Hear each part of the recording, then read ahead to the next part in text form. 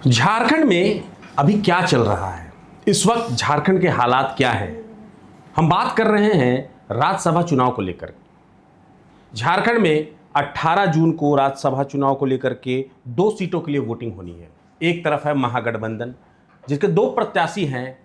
कांग्रेस ने प्रणव झा को उम्मीदवार बनाया है, तो जेएमएम ने बैद्यनाथ राम को।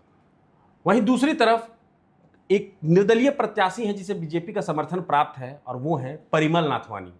और परिमल नाथवानी वो नाम है जिसने झारखंड की राजनीति को पूरा हिला करके रख दिया है। अगर एक निर्दलीय उम्मीदवार 4 सीट कम होने के बाद भी झारखंड में सीट निकाल ले जाता है, तो इसका असर झारखंड की राजनीति में क्या होगा, आज हम इसी पर चर्चा करेंगे। हमारे साथ हैं अरविंद। अरविंद, बताएं क्या कुछ हो रहा है? महज 4 दिन बचे हुए हैं चुनाव को, तो ऐसे में आप क्या देख रहे हैं और क्या हलचल है यहाँ पर? देखिए पहली सीट के लिए तो लड़ाई नहीं है। बैजनाथ राम का रास्ता जो है बिल्कुल साफ नजर आ रहा है। लड़ाई जो है दूसरी सीट पर है, और लड़ाई किन के बीच है? कांग्रेस के प्रणव झा और निर्दलीय उम्मीदवार जिनको भाजपा एनडीए का समर्थन है, परिमल नाथवानी जी को 24 का रनअप स्टार्टअप एनडीए ने दे दिया है।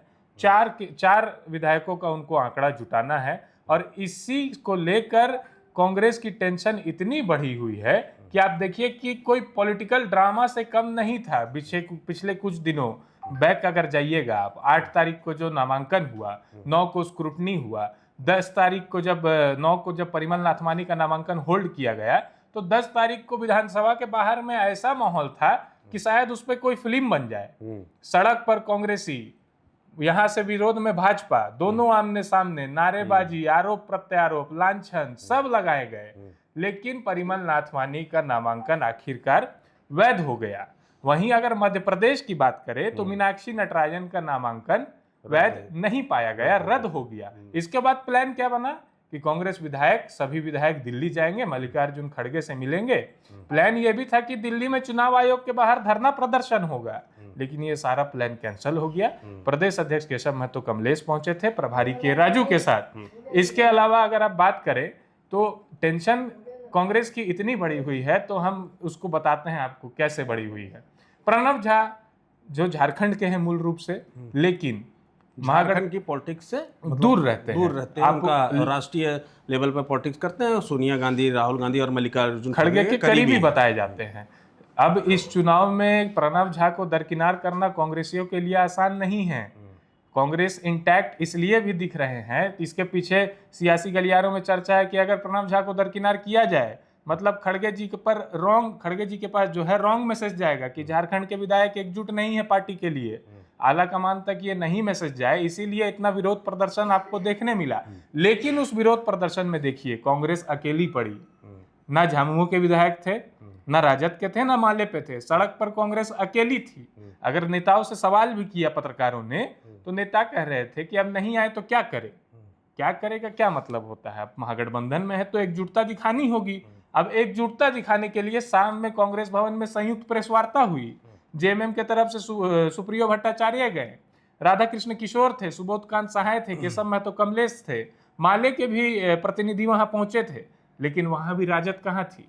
राजद नहीं थी, राजद के नेता वहां नहीं थे। और केशव महतो कमलेश तर्क दे रहे थे कि वहां पे राजद के विधायक या मंत्री इसलिए नहीं पहुंचे क्योंकि वो रांची में नहीं थे। प्रदेश अध्यक्ष राजद से बातचीत हुई तो वो रांची में नहीं थे या मंत्री नहीं थे। अब वहां पे ये एक बात और, अगर एकजुटता आपको दिखानी है, एक चीज मैं यहाँ रुकना चाहूंगा कि बात एकजुटता की हो रही है ना, और एकजुटता के बीच में सवाल है सीट का, और सीट के बीच में सवाल है वो संख्या का जिससे कि दोनों सीट हासिल हो जाए। जैसा कि हम सब जानते हैं कि 56 सीटें इंडिया गठबंधन के पास हैं, जिसमें कि 34 जेएमएम के पास हैं, 16 कांग्रेस के पास हैं, 4 राजद और 2 माले के पास है। अब 28 का आंकड़ा चाहिए। तो एक जो सवाल है और एक जो चर्चा है वो हर तरफ मीडिया के बीच में है, और राजनीतिक गलियारों में भी इसकी चर्चा है कि 28 सीट का जो आंकड़ा है ना, कि दोनों 28 सीट लेकर के आए इंडिया गठबंधन के जो भी दोनों प्रत्याशी हैं, तो वो राज्यसभा की सीट निकाल लेंगे।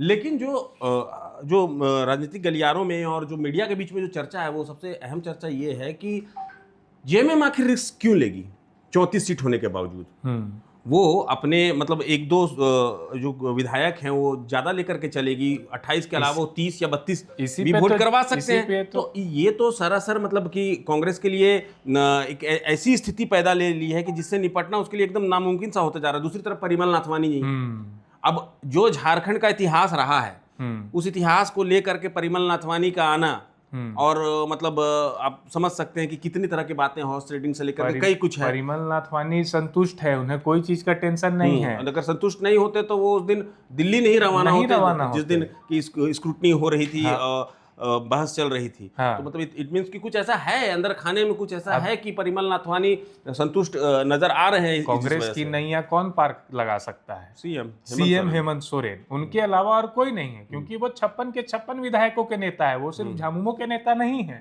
झामुमो के नेता कह रहे हैं कि हम अपने 34 विधायकों का ठेका लेंगे, हम अपने 34 विधायकों की गारंटी लेंगे, बाकी दल अपनी एकजुटता खुद सुनिश्चित करे। लेकिन कांग्रेस ये चाह रही है कि सबकी एकजुटता का संकल्प सीएम हेमंत सोरेन ले। सीएम हेमंत सोरेन रांची में है। अब कांग्रेस चाह रही है कि वोटिंग के कुछ दिन पहले एक मीटिंग हो जाए, रणनीति बन जाए, और सीएम एक संकेत दे दे कि हम लोग एकजुट हैं, और सबको ये निर्देश दे दे कि हालांकि सीएम ने पहले भी ये चीज कहा है। जिस दिन नामांकन हो रहा था उस दिन सीएम ने ये बातें कही थी। उसके पहले जितना भी मनमुटाव रहा तो वो चीज हुआ था। एक सवाल है, मैं आपसे जानना चाहूंगा कि अभी जो स्थिति है कि 6 वोट शिफ्ट करने हैं जेएमएम को इस तरफ, कांग्रेस प्रणव झा की तरफ, कांग्रेस की तरफ शिफ्ट करना है इंडिया गठबंधन के लिए। अगर नाथवानी यहां नहीं होते तो क्या स्थिति यही होती? नहीं, ऐसी नहीं होती। अब बीजेपी के पास नाथवानी के अलावा और क्या विकल्प था? जब तक वो कह रहे थे कि हम अपना उम्मीदवार देंगे, वो थे गौरव वल्लभ। अब गौरव वल्लभ, आपने अपना उम्मीदवार को बैक क्यों किया? बैकफुट पे आप क्यों गए? आपको ये पता है कि आपके गौरव वल्लभ में क्षमता नहीं है, या आप में क्षमता नहीं है कि विपक्षी दलों के या फिर आपके विरोधी दलों के नेताओं को आप उनका मन परिवर्तित कर दे या फिर अपने समर्थन में वोट डलवा दे। ये क्षमता किसमें है? परिमल नाथवानी में। 2 बार इस क्षमता का उन्होंने परिणाम भी दिया है।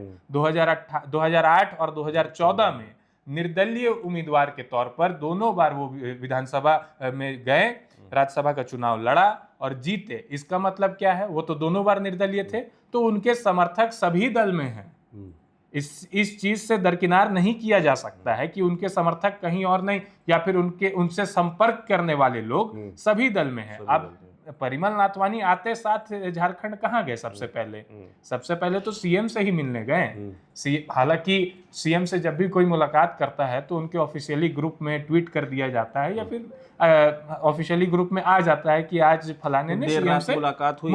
उसके बाद बयान भी आया कि लेकिन ऑफिशियली इस चीज शिष्टाचार मुलाकात भी होती है, तो सीएम के पेज से जाता है कि आज इन्होंने शिष्टाचार मुलाकात की कांके स्थित थे सीएम आवास में, लेकिन वो परिमल नाथवानी के साथ नहीं हुआ। इसके बाद क्या हुआ? अब परिमल नाथवानी का बयान को आप गौर करिए। परिमल नाथवानी क्या कह रहे हैं कि हम सबसे समर्थन मांगेंगे, हम निर्दलीय प्रत्याशी है, एनडीए का हमें समर्थन मिल गया है, हम सबसे समर्थन मांगेंगे। और एक चीज आप गौर करिए, कल्पना मुर्मू सोरेन प्रणव झा की प्रस्तावक है। आप इस पे गौर करिए। एकजुटता का तो संकेत सीएम हेमंत सोरेन वहीं से दे रहे हैं कि भाई हमारे घर की, हमारी झामुमो, मेरी पत्नी आपके उम्मीदवार की प्रस्तावक हो गई है।